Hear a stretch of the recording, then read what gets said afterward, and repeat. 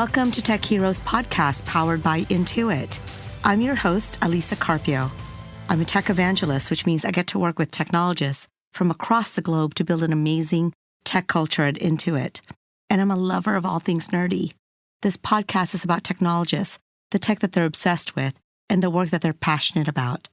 In this episode, we're chatting with Naresh Ramesh, software engineer at Intuit. He works in the Intuit Development Center out of Bangalore. Naresh shares his passion for Follow Me Homes, so be sure to find out what those are, his interest in cloud-native space, and his obsession with open source. Naresh, so great to see you again. Welcome to Tech Heroes, and we're so excited that we get this time to chat, and thanks for joining. How are you doing? Thank you so much for having me on the show. I'm really, really good. A format that I've enjoyed a lot lately. I'm quite obsessed with it, to be honest, and doing it for the first time feels great. Okay, before we get started, you have this fun fact, which I just freaking found out now. You are like Prince, the artist, and yes, you have fabulous hair. Tell me about your last name. Don't really have a last name. So I think ever since I was really small, I just used to go by Naresh, and that was it. But I think all the official documents really wanted me to have a last name, so I just added my dad's name at the end. And actually, if you are from India, you would know that there's a long-running gag at chocolate ad. Anytime someone hears my name as Naresh Ramesh, they'll be like, "Oh, you are from the 5-star ad." So yeah, it's funny.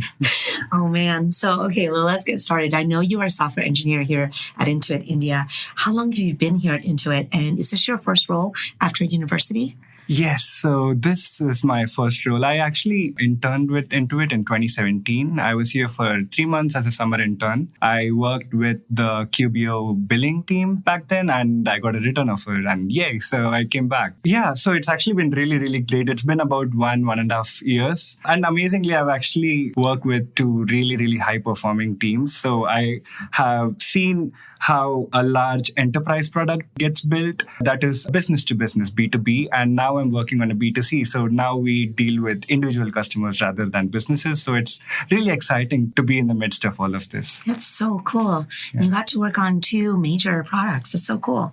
What do you enjoy about what you do at Intuit? The good part is that it gives you a lot of freedom to play a lot of different roles. So when I joined, I was obviously just out of college, and I think I was what you would call a college hacker. So I've just been like hacking on little projects here and there, but I think it helped me transition from being a college hacker to a real engineer. So that was actually really, really good. So it gave me a lot of opportunity to learn from all the different engineers and then be a part of all the decision making that happens at, let's say, the code level, at a product level, at a feature level. So we come, sit together and brainstorm on what are the kind of things that we want to be building over the next few weeks or whatever. And really, really importantly, I really love that Intuit has, at a fundamental level, they believe in customer obsession. I think there's a lot to speak about that, but I really like how Intuit works. Oh, that's so cool. Thanks for sharing that. Now, you are, I also know, a key player in our global open source office as part of the global leadership team, if you will. What have you learned about the journey so far? And what are your key lessons learned being part of the open source office here at Intuit? Oh man, it's actually been a really, really great year. When we started out about a year back, I think it was just 10 of us and we were trying to build the open source office. We didn't have a lot of great starting points. It was just us actually just joining on a call and deciding, okay, so we want to start an office. Now, what do we do? And all of us were just like pitching with like all the little things that we know about open source and how we need to be better maintainers and what we can do as an organization that does open source. So ever since then, I think we have done a lot of different events. To start with, actually, we have been evangelizing open source within the company, which is actually the first step. So we started with inner source, where basically we are saying, let's actually collaborate on projects within the company. So we can actually build on the habit of collaborating outside your actual project that you're working on. You're building a community within the company itself. And eventually we started moving towards the open source model. And we have been encouraging encouraging engineers to open source their projects and contribute to open source as much as they can. We've been, of course, giving a lot of incentives for engineers to do it. To be very honest, I would have never believed if you told me that we would go from having just 10 people do this to maybe like hundreds of us doing it as of today. It's been a really, really great journey so far. And I know we recently did Hacktoberfest, first time ever. Yes. What was that experience like? Hacktoberfest was by far our biggest success that I have seen, at least within IDC. So I actually started with Hacktoberfest 3 years back when DigitalOcean used to just do it. And just a quick briefer about Hacktoberfest. So it's a monthly contest of sorts that DigitalOcean runs, where basically over the course of the month, if you make 4 pull requests, they send you a t-shirt and some stickers and lots of cool goodies that you can just show off. This year, we decided to do that within Intuit. When we started out, I was actually hoping that if we get like 20, 30 contributions from our engineers, that would be really great. But we have seen the stats now. We have more than 150 engineers who contributed to, I think, even more number of projects. And it's been phenomenal how excited and enthusiastic people have been when it comes to Hacktoberfest and open source. And this is the first time we are actually seeing engineers do this at a company organization-wide level. It has been a really, really great journey. And I would really, really love for us to do this again every year. So cool. I can already feel all the energy and excitement. And I know there's something coming soon.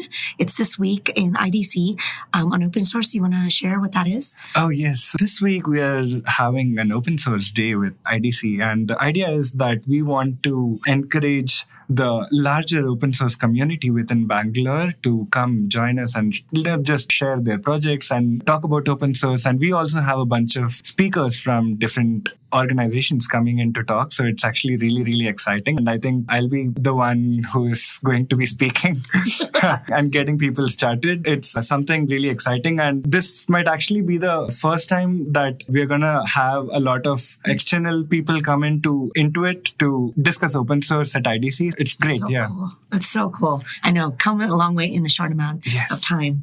Now, I'm going to step back a little bit from open source because there's something that you said earlier when you were introducing yourself, and that was about being customer obsessed and customer obsession. Can you tell me what that means to you and why you believe that is important for all of us as engineers? Oh, definitely. Customer obsession at the fundamental level means that we really, really want to solve problems for the customers. The first step starts with actually identifying what a customer really needs and then build out solutions, because otherwise we are just building solutions that are really, really cool. If it doesn't solve a problem, it serves no point. At Intuit, the way we do it is that we see what are the exact problems that customers face. So this can be in many ways. So maybe they send us feedback or we go on Follow Me Homes, and that's actually a really, really interesting concept. The idea is, of course, that we go and speak with customers of a product and we ask them how exactly are they using the product and what are the different features that they're using and like what are the different things that they would like to see in it. And then we come back and then we sit and discuss, okay, so these are the problems that this customer has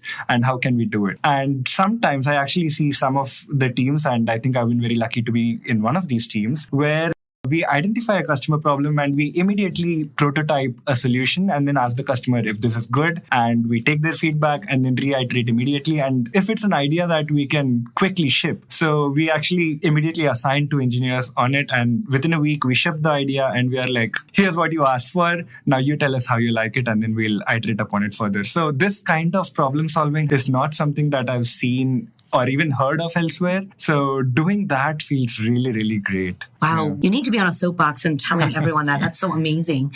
Now, staying on the topic of obsessions, I'm going to switch a little bit about tech. What tech are you obsessed with these days?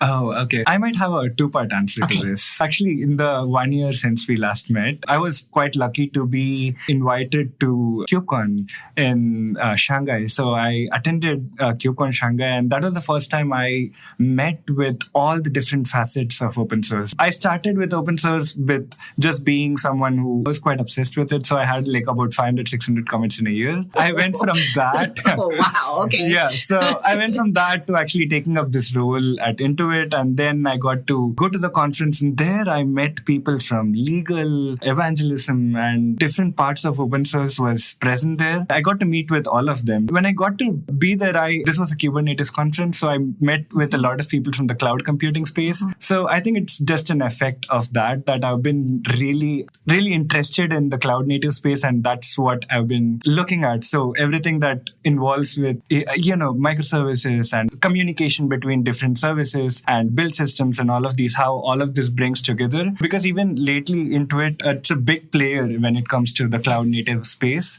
Yeah, this is definitely the thing that I've been looking at the most. But the second part answer is what actually something that I find very fascinating. That would be virtual reality and augmented reality, VR, AR. I feel like if I just had maybe 1 year of uninterrupted time, that's the technology I would pick, because it's really, really exciting to see a virtual world created right in front of you. Yeah, definitely these two, cloud computing and VR, AR. I think with VR, there's so much potential still, and we have yet to untap what we could do to change our lives and to make our lives better. So all the potential is still there, and I think that's what's so exciting. And containers is so exciting too. We've got some really great projects at Intuit, container space. Thank you. Now, also staying still on tech, if you had a crystal ball and could predict the future, let's say the year 2050, how do you think our lives will be changed by technology? Oh, okay. That's a great question. I think about it this way. The telephone was invented. It was just like a little device that, we could just like make calls from one person to the other. And as of today, the mobile phone has gone from that to being the central point of all information for us. We can do absolutely everything on our mobile phones. And that's actually the kind of progress that we have made. But given the rate at which we are seeing technology progress as of today, I think in 20, 30 years, we are going to see both maybe AI and AR play a really, really big role in how we actually function in this society. So AI is definitely going to be the bigger player here. So once AI comes in, a really, really smart AI, once it comes in, we will be able to automate a lot of our tasks, and, we can move ahead. We'll start playing very different roles in society, where the more common mundane tasks, and actually the definition of mundane is going to change as well, but the more mundane tasks can be done by our bots and all the computers that we have, and we can start doing something much different. I, of course, don't have a clear picture of this, but I'm sure it's going to be different. And the second one is, of course, AR. And that's actually partly why I'm really excited about it, because computer science and programming in general, of course, it lets you create a world. It's contained in the physical realm of computers and all the servers that we have. But AR actually projects all of this in our world. So basically, we're going to be sharing our world with a lot of virtual, images and things moving around. And we'll be able to interact with things that only exist in this virtual parallel that we have. These two things are what I'll be really, really excited to see. There's a movie playing in my mind as you were talking, like, what does that feel like? Look like? So cool. Maybe WALL-E is a good example, but WALL-E is quite scary, but Terminator. Exactly. Okay, so it could be a little scary, but I think it could also be exciting and the potential, right? And I loved how you said that that term in terms of mundane tasks being automated is also going to be redefined. So that's super cool. Okay, well, we're on the rapid fire section. Are you ready? Okay. This is one where you just top of mind, and you can tell me pass, and we can come back. You ready? Is it going to be one word answers, or can it be? Well, it all depends on what it is. Okay, got it. Let's go. Okay, just for warm-ups. First thing, we already talked about your last name. Can you share something that people don't know about you, but is legal to share? I managed to get on a call with Nat Friedman, the CEO of GitHub, the maintainers of React and TensorFlow. Yeah. What? Okay, that's so cool. Yeah. Okay, on a scale of 1 to 10, how nerdy are you? Oh, 8. Ooh, why do you think? I've always been. I don't think I can explain this. Okay, favorite coding language? Python. Yeah. Documentaries, sci-fi, or comedy? Sci-fi. Favorite band or DJ? Paramore. Traveling by plane or traveling by car? Depends. Maybe car, because I get to drive. Oh, okay. Want to be in control? Okay. Yeah. If you were a tree, what kind of tree would you be? Ooh, banyan tree and with flowers. With flowers. Yeah. Why? The banyan tree is a really strong, and to me, it symbolizes support. So I like to be the support system in general. And flowers is like the little extensions that I have learned from different people. So that's the way I see it. Oh my God, that's so beautiful. You're going to make me cry. Chocolate or vanilla? Oh, chocolate. 3 words that describe you. Introverted, enthusiastic, and intelligent. 3 words others would use to describe you. Extroverted, bad dancer, and friendly maybe. Okay. Yeah. Dead or alive, fiction or nonfiction, who would you invite over to a pub or dinner at your home? Michelle Obama. Oh, Yeah. wow, that's so cool. Yeah. Your hero? Hero or parents any day. Oh, if you had a superpower, what would it be? Teleportation, because I would get to go anywhere I want anytime. Yeah. Favorite snack? Donuts. Best advice you've received? Oh, fake it till you make it. Oh, okay. Worst advice you have received? You need to do competitive programming to get ahead in life. Oh my God. Really? Yeah. Your favorite quote? What would you do if you weren't afraid? I heard this from Sheryl Sandberg. I'll never forget it. I put it on all my emails. I make sure to remind this to people all the time. And so that question is something that I keep asking myself, and that makes a difference in how I operate on a daily basis. Favorite book or podcast? Ooh, book is really hard, but I think I can do podcast. Tech Heroes. Oh, okay. Thanks so much, Naresh. This was awesome. And it was awesome to catch up with you. And you did it. I know it's your first one, but you did it. Yeah, I got through this. You're amazing.